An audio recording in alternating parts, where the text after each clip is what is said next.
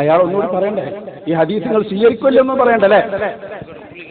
അവരോട് സ്വീകരിക്കില്ലെന്നൊന്നും പറയണല്ലോ. ഞങ്ങളൊന്ന് കേൾക്കാൻ എനിക്ക് അവകാശമുണ്ട്. നിങ്ങളെ അഭിപ്രായം സ്വീകരിക്കുമല്ലേ? എനിക്ക് പിടിവാശിയൊന്നുമില്ല. സ്വീകരിക്കും.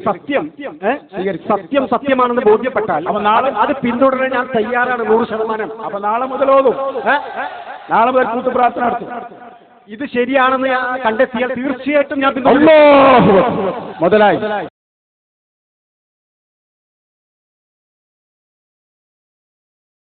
ഇൻഷാ അല്ലാഹ് ഞങ്ങൾ ഈ വിഷയത്തിൽ നിങ്ങൾ കുന്നത്തേരിയിൽ കലക്കിപ്പോന്ന അന്നത്തെ ഉച്ച കഴിഞ്ഞുള്ള ആ ചർച്ചക്ക് വീണ്ടും കളമൊരുക്കാൻ, ഈ കുന്നുകരയിൽ തന്നെ കളമൊരുക്കാൻ ഞങ്ങൾ എന്തുണ്ട്, നേരത്തെ പറഞ്ഞ അടിമയാകാത്ത കുറച്ച് ആളുകൾ ഇവിടെ ഉണ്ട്.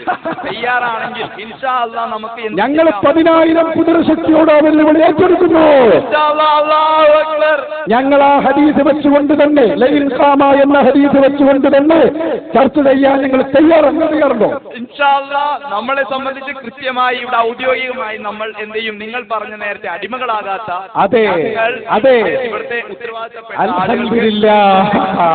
വിഷയം അവിടുത്തെ നമ്മൾ കൃത്യമായി ഇവർക്ക് ഇത് ഇവിടുത്തെ ഔദ്യോഗിക ഭാരവാഹികൾക്ക് ഇൻഷാ അല്ലാഹ് അടിമകളാകാത്ത അള്ളാഹുവിന്റെ കൃത്യമായ ദീൻ സമൂഹത്തെ പഠിപ്പിക്കണമെന്ന് വിശ്വസിക്കുന്നു. മുതലായി മുഖാമുഖം മുതലായി നിങ്ങൾക്ക് പ്രവർത്തകർ തയ്യാറല്ലേ? അവര് ഏത് സമയം പറഞ്ഞാലും ശരി, ഞങ്ങൾ തയ്യാറാണ് അതിനോട്. ഓക്കെ ഇൻഷാ അല്ലാഹ്.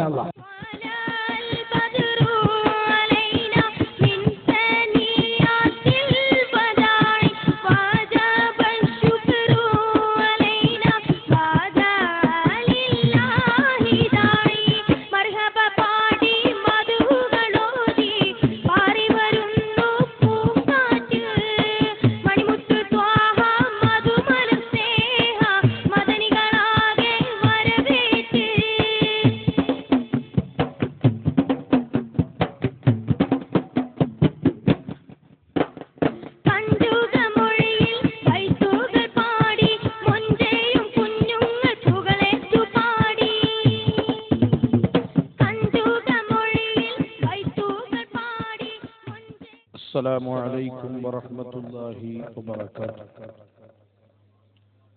أعوذ بالله من الشيطان الرجيم. بسم الله الرحمن الرحيم. الحمد لله نحمده ونستعينه نؤمن به ونتوكل عليه ونعوذ بالله من شرور أنفسنا ومن سيئات أعمالنا. من يهده الله فلا مضل له ومن يضلله فلا هادي له. ونشهد أن لا إله إلا الله وحده لا شريك له. ونشهد أن محمدا عبده ورسوله أرسله بالهدى ودين الحق ليظهره على الدين كله ولو كره المشركون. بسم الله الرحمن الرحيم.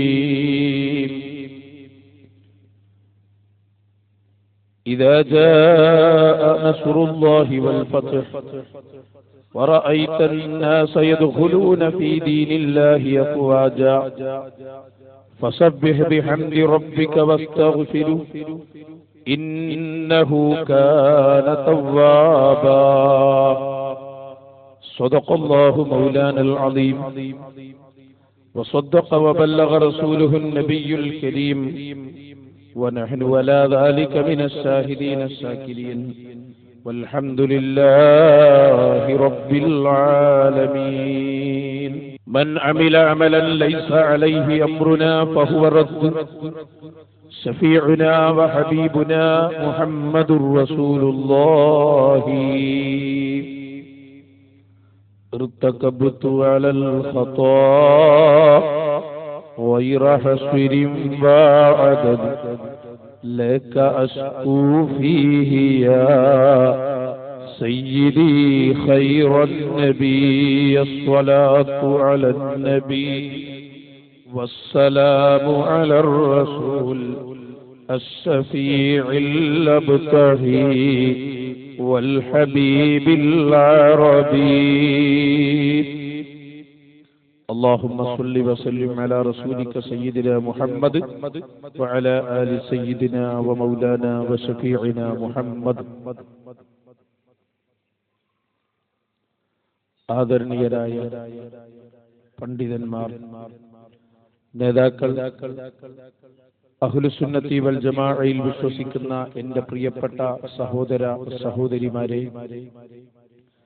ഞങ്ങളുടെ ശബ്ദം ശ്രവിച്ചുകൊണ്ടിരിക്കുന്ന പ്രിയപ്പെട്ട കൂട്ടുകാരെ, അല്ലാഹു സുബ്ഹാനഹു വ തആലയുടെ നേരത്തെയുള്ള തീരുമാനമനുസരിച്ച് അല്ലാഹുവിന്റെ ദീനുമായി ബന്ധപ്പെട്ട് ഏതാനും ചില കാര്യങ്ങൾ പറയാനും കേൾക്കാനുമാണ് ഈ സമയത്ത് നാം എല്ലാം ഒരുമിച്ച് കൂടിയത്.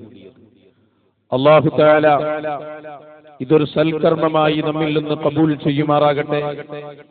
ഹബീബായ മുഹമ്മദുർ റസൂലുള്ളാഹി സ്വല്ലല്ലാഹു അലൈഹി വസല്ലമ തങ്ങളുടെ പൊരുത്തമുള്ള മജ്ലിസായി അല്ലാഹു ഇതിനെ സ്വീകരിക്കുമാറാകട്ടെ. പ്രിയമുള്ള സഹോദരങ്ങളെ,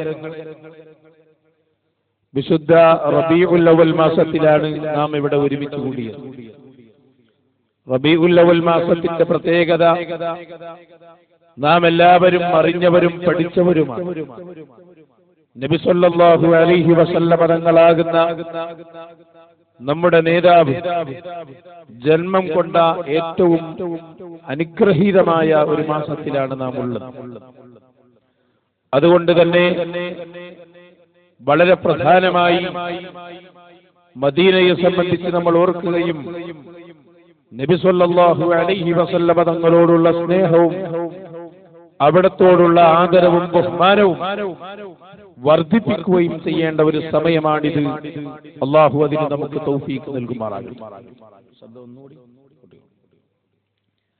പ്രിയമുള്ള സഹോദരങ്ങളെ, നേരത്തെ ഇവിടെ പ്രസംഗിച്ച എന്റെ സുഹൃത്ത് ഓർമ്മപ്പെടുത്തിയതുപോലെ അഹ്ലുസുന്നത്തി വൽ ജമാഅയുടെ ആദർശമാണ് ഇവിടെ പറയുന്നത്. തുടക്കത്തിൽ ഓർമ്മപ്പെടുത്താനുള്ളത്, ഞങ്ങൾ ഇവിടെ പരാമർശിക്കുന്ന വിഷയങ്ങളോ സുന്നത്ത് ജമാഅത്തുമായി ബന്ധപ്പെട്ട മറ്റേത് വിഷയങ്ങളോ ആർക്ക് വേണമെങ്കിലും ആ വിഷയത്തിൽ ചോദ്യം ചോദിക്കാനും ഇടപെടാനും സ്വാതന്ത്ര്യം തന്നുകൊണ്ടാണ് ഞങ്ങൾ ഇവിടെ പ്രസംഗം തുടങ്ങുന്നത് തന്നെ.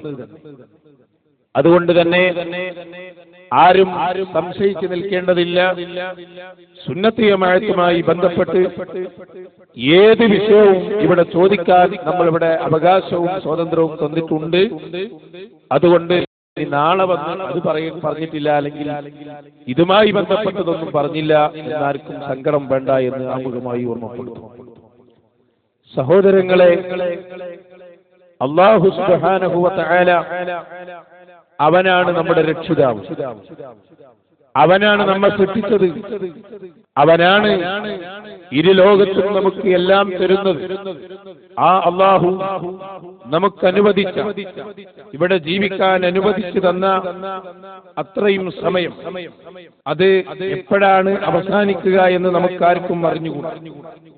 അങ്ങനെ ആ സമയം അവസാനിച്ചു പോയാൽ പിന്നെ നമ്മൾ ആരും ഇവിടെ നിലനിൽക്കുകയില്ല എന്ന് വിശ്വസിക്കുന്നവരാണ് നമ്മളൊക്കെ. അല്ലാഹുവിന്റെ പരലോകത്തേക്ക് പോകേണ്ടവരാണ് നാം എല്ലാവരും. അവിടെയാണ് നമുക്ക് ശാശ്വതമായ ജീവിതമുള്ളത്. വൽ ആഖിറതു ഖൈറും വഅബ്ഖാ, പരലോകമാണ് എന്നെന്നും അവശേഷിക്കുന്ന ലോകം. ഇത് വിശുദ്ധ ഖുർആനിന്റെ പ്രഖ്യാപനമാണ്. അതുകൊണ്ട് തന്നെ ഏത് സമയത്തും മരണം നമ്മെ തേടിയെത്താമെന്ന യാഥാർത്ഥ്യം എന്റെ മുന്നിലിരിക്കുന്ന എന്റെ പ്രിയപ്പെട്ട സഹോദരങ്ങൾക്കും സഹോദരിമാർക്കും പ്രസംഗിക്കുന്ന എനിക്കും നമുക്കെല്ലാവർക്കും ഉണ്ടാകേണ്ടത് നിർബന്ധമായ ഒരു സംഗതിയാണ്. സഹോദരങ്ങളെ, മരണത്തോടെ പരലോകത്തേക്ക് നമ്മൾ പ്രവേശിക്കുകയാണ്. അവിടെ ഖബർ എന്ന് പറയുന്ന ഒരു മഹാസംഭവം അവിടെ വരാനുണ്ട്. മാത്രമല്ല മഹാന്മാരായ മലക്കുകളുടെ ചോദ്യം ഇവിടെയുണ്ട്. ശേഷം ഹൗദുൽ കൗസറും മീസാനും ചോദ്യവും ഉത്തരവും വിചാരണയും സിറാത്ത് പാലവും അവസാനം സ്വർഗവും നരകവും ഇതെല്ലാം ഉണ്ട് എന്ന് നമ്മൾ ഉറച്ചുറച്ച് വിശ്വസിക്കുകയാണ്. അതുകൊണ്ട് തന്നെ ഇവിടെ ഏതെങ്കിലും ഒരു വാസിയുടെ പേരിലോ അല്ലെങ്കിൽ ആരോടെങ്കിലുമുള്ള പകപോക്കലിന്റെ പേരിലോ നമ്മുടെ ആദർശം നമ്മൾ ഉറപ്പിക്കാതെ പോയാൽ നമുക്ക് നഷ്ടപ്പെടുന്നത് നമ്മുടെ പരലോകമാണെന്ന ബോധം എന്റെ പ്രിയപ്പെട്ട സഹോദരന്മാരെ നമുക്കെല്ലാവർക്കും ഉണ്ടാകണമെന്നാണ് ആമുഖമായി ഓർമ്മപ്പെടുത്താനുള്ളത്. ഞാൻ പറയുന്നത് അല്ലാഹു സുബ്ഹാനഹു വ തആല മനുഷ്യലോകത്തെ ഈ ലോകത്തേക്ക് അയച്ചത് മുതൽ മനുഷ്യന്റെ തുടക്കം മുതൽ ആദ്യത്തെ മനുഷ്യനായി ഇവിടെ വന്നത് മഹാനായ അബുൽ ബസർ ആദം നബി അലൈഹി സ്വലാത്തു വസ്സലാമാണ്. ആദം നബി തന്നെ ഒരു പ്രവാചകരായിട്ടാണ് ലോകത്ത് വന്നത്. പിന്നീട് അവിടെ നിന്നിങ്ങോട്ട് ഒരുപാട് പ്രവാചകന്മാർ, ഒരുപാട് അമ്പിയാക്കൾ ലോകത്ത് വന്നു. മഹാനായ നൂഹ് നബി അലൈഹിസ്സലാം, ഖലീലുല്ലാഹി ഇബ്രാഹിം നബി അലൈഹിസ്സലാം, മഹാനായ കലീമുല്ലാഹി മൂസ അലൈഹിസ്സലാം, അവസാനമായി നമ്മുടെ എല്ലാവരുടെയും നേതാവ്, നമ്മളെപ്പോഴും ആഗ്രഹിക്കുന്ന മദീനയിൽ അന്ത്യവിശ്രമം കൊള്ളുന്ന മഹാനായ സയ്യിദുൽ വജൂദ് ഹബീബ് മുഹമ്മദുർ റസൂലുള്ളാഹി സ്വല്ലല്ലാഹു അലൈഹി വസല്ലം. ഞാൻ പറയുന്നത് ആ നബി സല്ലല്ലാഹു അലൈഹി വസല്ലം തങ്ങളാകുന്ന നമ്മുടെ നേതാവ്. സഹോദരങ്ങളെ, ആ നേതാവ് ഇവിടെ പഠിപ്പിച്ചു, ആ പ്രവാചകന്മാരെല്ലാവരും പഠിപ്പിച്ചു യഥാർത്ഥ വഴി എന്താണ് എന്ന്. ആ വഴി സ്വീകരിച്ചവർക്ക് മാത്രമേ പരലോകത്ത് രക്ഷയുണ്ടാകൂ എന്നാണ് നാം ഇവിടെ പറഞ്ഞു വരുന്നത്. നോക്കൂ നിങ്ങൾ, നമ്മുടെ കേരളക്കരയിൽ വിശുദ്ധ ഇസ്ലാം ഇത്രയും വളർന്ന് പന്തലിച്ചല്ലോ. അൽഹംദുലില്ലാഹ്, മറ്റു മതക്കാരുമായി വളരെ സൗഹാർദ്ദത്തിൽ ഇന്നും നമ്മൾ ജീവിച്ചു പോവുകയാണ്. യഥാർത്ഥത്തിൽ വിശുദ്ധ ഇസ്ലാമിനെ ഇവിടെ കൊണ്ടുവന്നത് ആരാ? എല്ലാവർക്കും അറിയാം. കൊടുങ്ങല്ലൂർ നമ്മുടെ അടുത്ത പ്രദേശമാണല്ലോ. കൊടുങ്ങല്ലൂരിൽ അന്ത്യവിശ്രമം കൊള്ളുന്നതാരാ? സഹോദരങ്ങളെ, സ്വഹാബിയാണ്. അതുപോലെ തന്നെ കാസർഗോഡ് തളങ്കര പള്ളിയിൽ അങ്ങനെ തുടങ്ങി കേരളത്തിലുടനീളം അല്ലാഹുവിന്റെ റസൂലിന്റെ സ്വഹാബിമാരുടെ ഖബറുകൾ, മഖ്ബറുകൾ നമുക്ക് കാണാം. ചോദിക്കട്ടെ, എന്തിനായിരുന്നു ഈ സ്വഹാബികൾ ഈ കേരളത്തിലേക്ക് വന്നത്? ബിസിനസ് നടത്താനായിരുന്നോ? അല്ല. കച്ചവടത്തിന് വേണ്ടിയായിരുന്നോ? അല്ല. ജോലി തേടി വന്നതായിരുന്നോ? അല്ല. അല്ലാഹുവിന്റെ റസൂൽ സല്ലല്ലാഹു അലൈഹി വസല്ലം ഇവിടെ പഠിപ്പിച്ച യഥാർത്ഥ ആശയം പഠിപ്പിക്കാൻ വേണ്ടിയാണ് അല്ലാഹുവിന്റെ റസൂലിന്റെ സ്വഹാബികൾ ഈ കേരളത്തിലേക്ക് വന്നത് എന്ന് എന്റെ പ്രിയപ്പെട്ട സഹോദരന്മാരെ നമ്മൾ മനസ്സിലാക്കണം. ആ സ്വഹാബികളുടെ ജീവിതം കണ്ട് ശേഷമുള്ള താബിഈങ്ങൾ ജീവിച്ചു, തബഉ താബിഈങ്ങൾ ജീവിച്ചു. ഇന്ന് വരെ നമ്മുടെ ഉസ്താദുമാരുടെ കൈകളിലേക്ക്, നമ്മുടെ കൈകളിലേക്ക് വിശുദ്ധ ദീൻ ലഭിക്കുന്നത് വരെ സ്വഹാബത്തിനെ മാതൃകയാക്കിയുള്ള ഇസ്ലാമിക ജീവിതമാണ് നമ്മുടെ കേരളത്തിലെ മുസ്ലിമീങ്ങൾ നയിച്ചുകൊണ്ടിരുന്നത്. അവർക്ക് മാത്രമാണ് അല്ലാഹുവിന്റെ സ്വർഗമുള്ളതും. വിശുദ്ധ ഖുർആനിലെ ഒരായത്ത് ഞാൻ നിങ്ങളെ ഓതിക്കേൾപ്പിക്കുകയാണ്. നമ്മളെല്ലാവരും പഠിക്കണമായി. നമുക്ക് ഏറ്റവും കൂടുതൽ ആവശ്യമായത് എന്താ? ഈ ലോകത്തെ വിജയമാണോ? അല്ല. ഈ ലോകത്തെ വിജയത്തിലുപരി നമ്മൾ ആഗ്രഹിക്കുന്നതും ആഗ്രഹിക്കേണ്ടതും പരലോകത്തെ വിജയമാണ്. പരലോകത്തെ വിജയം എന്ന് പറയുമ്പോ അല്ലാഹുവിനോടുള്ള നമ്മുടെ തൃപ്തി, അല്ലാഹുവിന്റെ പ്രീതി കരസ്ഥമാക്കാനുള്ള നമ്മുടെ പോരാട്ടം, അതാണ് യഥാർത്ഥത്തിൽ ഇവിടെ SYS നടത്തുന്നത്. അതാണ് ഖുർആൻ പറഞ്ഞത്, വസ്സാബിഖൂനൽ അവ്വലൂന മിനൽ മുഹാജിരീന വൽ അൻസാർ വല്ലദീന തബഊഹും ബിഇഹ്സാൻ റളിയല്ലാഹു അൻഹും വറദു അൻ. വിശുദ്ധ ഖുർആൻ വളരെ കൃത്യമായി പറഞ്ഞ ഒരു ആയത്താണത്. എന്താണ് ആ ആയത്തിൽ പറഞ്ഞത് കേട്ടോളൂ. ആ ആയത്താണ് നമ്മൾ ആദ്യം മനസ്സിലാക്കേണ്ടത്. വസ്സാബിഖൂനൽ അവ്വലൂൻ, ഇസ്ലാമിലേക്ക് ആദ്യം കടന്നു വന്ന ആളുകൾ, അവരെ സംബന്ധിച്ച് അള്ളാഹു പറയുകയാണ്, ആരാണ് ആദ്യം കടന്നു വന്നവർ? മുജാഹിദുകളാണോ? അല്ല. ജമാഅത്തെ ഇസ്ലാമിക്കാരാണോ? അവരാരുമല്ല. ഇസ്ലാമിലേക്ക് ആദ്യമായി കടന്നു വന്നവർ അള്ളാഹു രേഖപ്പെടുത്തുകയാണ്, മിനൽ മുഹാജിരീന വൽ അൻസാർ, മിനൽ മുഹാജിരീന വൽ അൻസാർ. അൻസാറുകളും മുഹാജിറുകളുമായ സ്വഹാബികൾ, അവരാണ് ആദ്യമായി ലോകത്ത് ഇസ്ലാമിലേക്ക് കടന്നു വന്നവർ ഈ ഉമ്മത്തിൽ. അതിന്റെ ശേഷം അല്ലാഹു പറയുകയാണ്, മാത്രമല്ല വല്ലദീന തബഊഹും ബിഇഹ്സാൻ, ആ സ്വഹാബികളോട് പിൻപറ്റിയ ആളുകൾ അല്ലാഹു അവരെ സംബന്ധിച്ച് പറയുന്നത് റളിയല്ലാഹു അൻഹും, അല്ലാഹു അവരെ ഇഷ്ടപ്പെട്ടിട്ടുണ്ട്, വറളു അൻഹു, അല്ലാഹുവിനെ അവരും ഇഷ്ടപ്പെട്ടിട്ടുണ്ട്. എന്നിട്ട് അല്ലാഹു പറയുന്നു, മാത്രമല്ല വഅഅദ്ദ ലഹും, അല്ലാഹു അവർക്ക് തയ്യാർ ചെയ്തിട്ടുണ്ട്. എന്താണ് അവർക്ക് തയ്യാർ ചെയ്തു വെച്ചത്? അതേ, ജന്നാത്തിൻ തജ്രീ തഹ്തഹൽ അൻഹാർ, താഴ്ഭാഗങ്ങളിലൂടെ വിശാലമായ പുഴവലിച്ചുകൊണ്ടിരിക്കുന്ന സ്വർഗങ്ങൾ. ആ സ്വർഗങ്ങൾ അല്ലാഹു അവർക്ക് തയ്യാർ ചെയ്തിട്ടുണ്ട്. അതൊരു ദിവസത്തിനല്ല, 2 ദിവസത്തിനല്ല, ഖാലിദീന ഫീഹാ അബദാ, ഒരുപാട് കാലം ശാശ്വതമായ ലോകം അല്ലാഹു നമുക്കത് നൽകുമാറാകട്ടെ. എന്നിട്ട് അല്ലാഹു പറയുന്നത് ദാലിക്കൽ ഫൗസുൽ അദീം, അതാണ് ഉത്തമ വിജയം. ഈ ഒരു വിജയം കിട്ടാൻ വേണ്ടിയാണ് ഇവിടെയുള്ള പ്രവർത്തകർ ഇത്ര കഠിനാധ്വാനം ചെയ്ത് ഇങ്ങനെ ഒരു പരിപാടി ഇവിടെ സംഘടിപ്പിച്ചത്. അതുകൊണ്ട് നമ്മൾ ചിന്തിക്കുകയാണ്, സ്വർഗത്തിലെത്താൻ പറ്റുന്ന ആ പാർട്ടി ഏതാണ്? അതുകൊണ്ടാണ് ഞാൻ ഇത്ര ധൈര്യത്തിൽ പറഞ്ഞ്, എനിക്ക് എന്ത് സംശയം ഉണ്ടെങ്കിലും ചോദിക്കാം. ദുനിയാവിൽ ഏതെങ്കിലും ഒരു പാർട്ടിക്കാരൻ എങ്ങനെ പറയട്ടെ, സുന്നത്തി ജമാഅത്തല്ലാത്ത ഒരു പാർട്ടിക്കാരൻ ഞങ്ങളിവിടെ വെല്ലുവിളിക്കുകയാണ്, ഏത് ചോദ്യവും ചോദിക്കാം എന്ന് പറഞ്ഞ് ഞങ്ങളുടെ ഈ പ്രസ്ഥാനത്തിനല്ലാതെ ഏതെങ്കിലും ഒരു പ്രസ്ഥാനത്തിനത് സാധിക്കുമോ? അങ്ങനെ ഒരു ഓഫർ നിങ്ങൾ നൽകിയാൽ അന്ന് നിങ്ങളുടെ ആദർശത്തിന്റെ ഖിയാമത്ത് നാളായിരിക്കും. അതിൽ യാതൊരു തർക്കവുമില്ല. സഹോദരങ്ങളെ, പലരും മുഖാമുഖം എന്ന പേരിൽ നടത്താറുണ്ടെങ്കിലും അതിന്റെ അവസ്ഥ എന്താണെന്ന് നിങ്ങൾക്കറിയാലോ. ഒരു ചോദ്യം ഒരു ചോദ്യം, അല്ലാതെ വന്നാൽ തന്നെ ഒരു ചോദ്യത്തിന് 1.5 മണിക്കൂർ മറുപടി. നിങ്ങൾ എങ്ങനെയല്ല, നിങ്ങൾക്ക് ചോദിക്കാം. രാവിലെ വരെ ഇവിടത്തെ നിയമപാലകർ അനുവദിച്ചാൽ ഈ ജനങ്ങൾ ഇവിടെ ഇരുന്നാൽ നിങ്ങളെ സംശയങ്ങൾ തീരുന്നതുവരെ ഇൻഷാ അല്ലാഹ് പറയാൻ നമ്മൾ തയ്യാറാണ്. ഞാൻ പറയുന്നത് ഒരൊറ്റ പോയിന്റാ. 1921 വരെ, 1921 വരെ ഈ കേരളത്തിൽ ഒരൊറ്റ മുജാഹിദുമില്ല, ഒരു ജമാഅത്തെ ഇസ്ലാമിയുമില്ല, ഒരു ഖാദിയാനിയുമില്ല.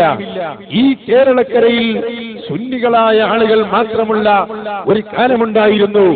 ആ കാലത്തെ സംബന്ധിച്ച് നമുക്കറിയാനുള്ളത്, പ്രിയപ്പെട്ട സഹോദരന്മാരെ, ആ കാലം എന്തൊരു സുന്ദരമായിരുന്നു.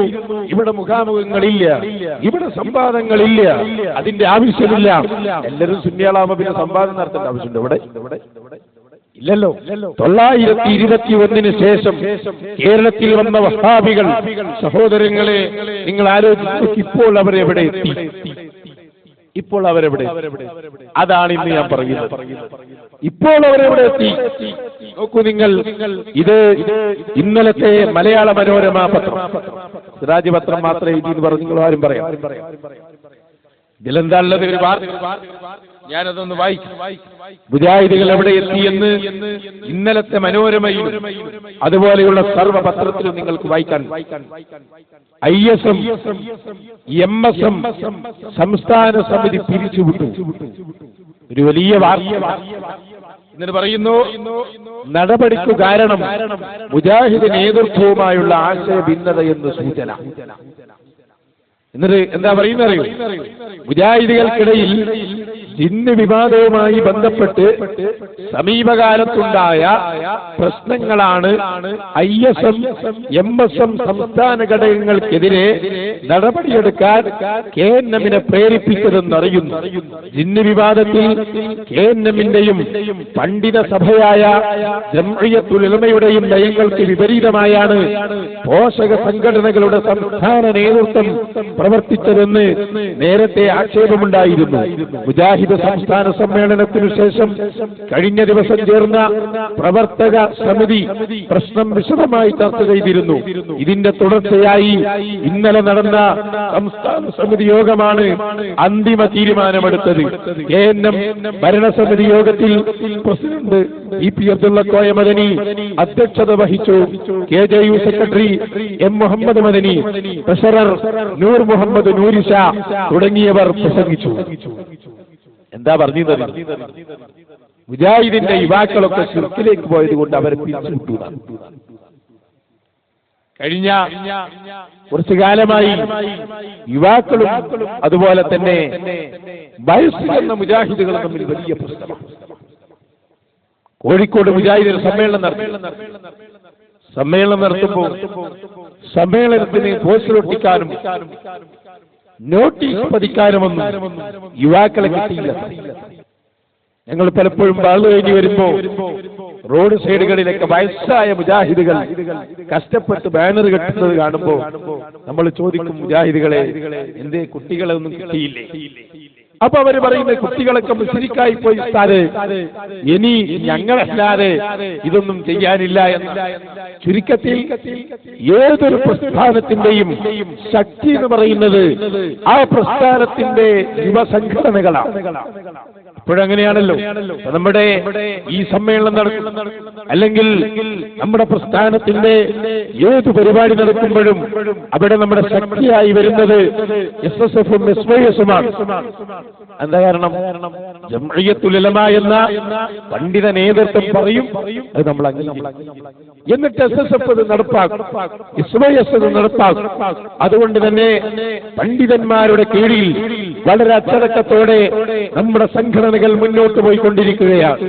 സഹോദരങ്ങളെ, എന്നാൽ ഇവിടെ നമ്മൾ കാണുന്നത് ശിർക്കിലേക്ക് പോയതിന്റെ പേരിൽ വിദ്യാർത്ഥി സംഘടനയെ പുറത്താക്കിക്കൊണ്ടിരിക്കുന്ന വാർത്തകളാണ് വന്നുകൊണ്ടിരിക്കുന്നത്. നോക്കൂ നിങ്ങൾ, ഇതൊരു വഹാബി പ്രസ്ഥാനത്തിന് മാത്രം വന്ന അവസ്ഥയാണ് എന്ന് ആരും മനസ്സിലാക്കണം. അങ്ങനെയുമല്ല. ഞാൻ ചോദിക്കട്ടെ നിങ്ങളോട്, സഹോദരങ്ങൾ, ഇവിടെ പഴയ കാലത്ത് ഒരുപാട് പുത്തൻവാദ പ്രസ്ഥാനങ്ങൾ ഇവിടെ ഉണ്ടായിരുന്നു. ഇസ്ലാമിക ലോകത്ത് തന്നെ ആദ്യമായി വന്ന പുത്തൻവാദികൾ ആരാ? ഖവാരിജികളാണ്. ഞാൻ ചോദിക്കട്ടെ, നിങ്ങൾ ആരെങ്കിലും കണ്ടിട്ടുണ്ടോ ഒരു ഖവാരിജിയിൽപ്പെട്ട ഒരാളെ? എവിടെങ്കിലും ഉണ്ടോ? ഇല്ല. അതുപോലെ മുഅ്തസില വിഭാഗം ഉണ്ടോ? ഇല്ല. അവരൊക്കെ എവിടെ പോയി? ഇവരെക്കാൾ വലിയ ബുദ്ധിരാക്ഷസന്മാരായിരുന്നു അവരുടെ കൂട്ടത്തിൽ. പക്ഷേ അവരെല്ലാം നശിച്ചു പോയി. എന്തേ കാരണം? ഖവാരിജികൾ രംഗത്ത് വന്നപ്പോ അന്നത്തെ വലിയ പണ്ഡിതനായിരുന്ന മഹാനായ അബ്ദുല്ലാഹി ഇബ്നു അബ്ബാസ് റളിയല്ലാഹു അൻഹുമാ അവരോട് വാദപ്രതിവാദം നടത്തി. ഒരൊറ്റ വാദപ്രതിവാദം കൊണ്ട് 10,000 ആളുകൾ സുന്നത്ത് ജമാഅത്തിലേക്ക് തിരിച്ചു വന്നു. സഹോദരങ്ങളെ, ഞാൻ പറയുന്നത് ആ പണ്ഡിതന്മാരുടെ മുന്നേറ്റമാണ് അതിന്റെ കാരണം. നോക്കൂ നിങ്ങൾ, മുഅ്തസില രംഗത്ത് വന്നപ്പോ അന്നത്തെ വലിയ പണ്ഡിതനായ മഹാനായ അബുൽ ഹസനുൽ അശ്അരി റളിയല്ലാഹു അൻഹു അവരോട് വാദപ്രതിവാദം നടത്തി. ഒരൊറ്റ വാദപ്രതിവാദം കഴിഞ്ഞപ്പോഴേ സുന്നത്ത് ജമാഅത്തിലേക്ക് ആളുകൾ ഒഴുകി. മുഅ്തസിലയും നാമാവശേഷമായി ജഹ്മിയാക്കൾ പോയി, ജബരിയാക്കൾ വന്നുപോയി. അതുപോലെ തന്നെ മുജസ്സിമത്ത് ഒരുപാട് പാർട്ടിക്കാർ ലോകത്ത് അപ്രത്യക്ഷമായെങ്കിൽ പറയട്ടെ, ആ വഴിയിൽ കേരളത്തിലെ മുജാഹിദുകളും ഇന്ന് സക്കറാത്തിന്റെ ഹാലിലാണ്. മുജാഹിദ് ബാലുശ്ശേരി എന്ന അവരുടെ നേതാവിന്റെ ഭാഷയിൽ പറഞ്ഞാൽ 1 നൂറ്റാണ്ടിലേറെ കാലം ഒരു ഭൗതിക പ്രസ്ഥാനത്തിന് ആയുസ്സുണ്ടാകാറില്ല. പരമാവധി ആൾ കണക്കാക്കിയത് 1 നൂറ്റാണ്ട്. 1 നൂറ്റാണ്ടെന്ന് വഹാബി പറയുമ്പോൾ അതിനെ കണക്കെത്ര നിങ്ങൾക്ക് അറിയാം അല്ലേ? ഇപ്പൊ നവോത്ഥാനത്തിന്റെ 1 നൂറ്റാണ്ട്, 1 നൂറ്റാണ്ട് എന്ന് പറഞ്ഞാൽ എത്ര ആയത്? എത്ര? 82 കൊല്ലം. അതാണ് അവരുടെ 1 നൂറ്റാണ്ട്. അപ്പോ 1 നൂറ്റാണ്ടിലേറെ കൊല്ലം ഒരു ഭൗതിക പ്രസ്ഥാനത്തിന് ആയുസ്സുണ്ടാവില്ല. അതാണ് ഇന്ന് നമ്മൾ കാണുന്നത്. എന്നും ഓരോരുത്തർ പുറത്താക്കാനാണ് പണി. എല്ലാ ദിവസവും സർക്കുലർ അണികൾ. ഒരു ദിവസം സർക്കുലർ മുജാഹിദ് ബാലുശ്ശേരി എന്ന നമ്മുടെ നേതാവിനെ പുറത്താക്കിയിട്ടുണ്ട്. ഇനി അയാളോട് സലാം പറയാൻ പാടില്ല, അയാളെ പരിപാടിക്ക് പോകാൻ പാടില്ല, അയാളെ നമ്മൾ തൊലാക്കി തള്ളി. പിറ്റേ ദിവസം വാർത്ത കാണുന്നു സക്കരിയ സലാഹിയെ പുറത്താക്കി. പിറ്റേ ദിവസം സാജിദ് തിരുവങ്ങാടിയെ പുറത്താക്കി. അങ്ങനെ എല്ലാ ദിവസവും പുറത്താക്കലാണ്. ഇപ്പോ ഇനിയാന്ന് നിങ്ങൾ കണ്ടില്ലേ ചാവക്കാട് ആരാ പ്രസംഗിച്ചത്? ഹുസൈൻ സലഫി. എന്തിനാണ് അയാൾ പ്രസംഗിച്ചത്? പേരോട് ഉസ്താദിനെതിരെയാണോ? ഞങ്ങൾക്കെതിരെയാണോ? അല്ല, സ്വന്തം നേതാക്കൾക്കെതിരെ. അപ്പൊ നോക്കുമ്പോ ഹുസൈൻ സലഫി മുസ്ലിക്കായിട്ടുണ്ട്. അയാളും സക്കരിയയുടെ കൂടെ ചേർന്നു. ഇപ്പൊ നോക്കുമ്പോ കൂടുതൽ ആളുകൾ പുറത്താണ്. അതാണ് അവസ്ഥ. 8ാം സംസ്ഥാന സമ്മേളനം നടത്തിയല്ലോ മുജാഹിദുകൾ. അതിന്റെ പ്രോഗ്രാം നോട്ടീസ് ഞങ്ങൾ പരിശോധിച്ചു. 7ാം സമ്മേളനത്തിലെ പ്രധാന പ്രഭാഷകരായ 52ഓളം ആളുകൾ ആ പുതിയ സമ്മേളനത്തിൽ നിന്ന് ഔട്ടായി, പുറത്തായി. അവരൊക്കെ മുസ്ലിക്കായി പുറത്തായി എന്നാ പറയുന്നത്. എന്നും പുറത്താക്കൽ പണി മുജാഹിദ് ബാലുശ്ശേരിയെ തന്നെ ഒന്ന് കൊണ്ടുവരും. നിങ്ങളൊന്ന് ശ്രദ്ധിച്ചു. ഞാൻ പറയുന്നത് എവിടെ എത്തി ഈ വിഭാഗം എന്ന് നിങ്ങൾ അറിയാൻ വേണ്ടിയാണ്. ഇയാളെ പേരെന്നെ മുജാഹിദ് ബാലുശ്ശേരി. നമ്മുടെ കലൂർ ഇന്റർനാഷണൽ സ്റ്റേഡിയത്തിൽ അയാളെ പുറത്താക്കിയതിന്റെ നേരെ പിറ്റേന്ന് അയാൾ ഗൾഫിൽ നിന്ന് വന്ന ഉടനെ നടത്തിയ പ്രസംഗം. ആ പ്രസംഗത്തിൽ അയാൾ പറയുന്ന പോയിന്റ് എന്താ അറിയും? ഞാൻ ഇന്ന് കുറച്ചേ പ്രസംഗിക്കൂ, ബാക്കിയെല്ലാം മൗലവിമാരാണ്. കാരണം നമുക്കിപ്പോ കൂടുതൽ പ്രസംഗിക്കേണ്ട ആവശ്യമില്ല, ബാക്കിയെല്ലാം ഇവർ പറഞ്ഞു. അതാണ് ഇപ്പോഴത്തെ ഏറ്റവും വലിയ കാഴ്ച. അദ്ദേഹം പറയുന്നത് എല്ലാ ദിവസവും ഓരോരുത്തർ പുറത്താക്കലാണ്. എന്നാ പിന്നെ ഈ പ്രസ്ഥാനം തന്നെ മൊത്തത്തിൽ അങ്ങ് പിരിച്ചുവിട്ടുകൂടെ? അതല്ലേ നല്ലത്? ഇങ്ങനെ ഓരോ ആളുകളെ പിരിച്ചുവിടുന്നതിനേക്കാൾ നല്ലത് ഇത് മൊത്തത്തിൽ പിരിച്ചുവിട്ടുകൂടെ എന്ന് അയാളൊരു മാന്യമായ അഭ്യർത്ഥന നടത്തുന്നുണ്ട്. നല്ല അഭിപ്രായമാണെന്ന് ഞങ്ങൾക്ക് തോന്നുന്നു. കാരണം ഒരുപാട് മുസ്ലിമീങ്ങൾ നരകത്തിൽ നിന്ന് രക്ഷപ്പെട്ടുള്ളൂ. ഏതായാലും മുജാഹിദ് ബാലുശ്ശേരി അതൊന്ന് പറഞ്ഞോട്ടെ എന്നതിന് ഞാൻ ബാക്കി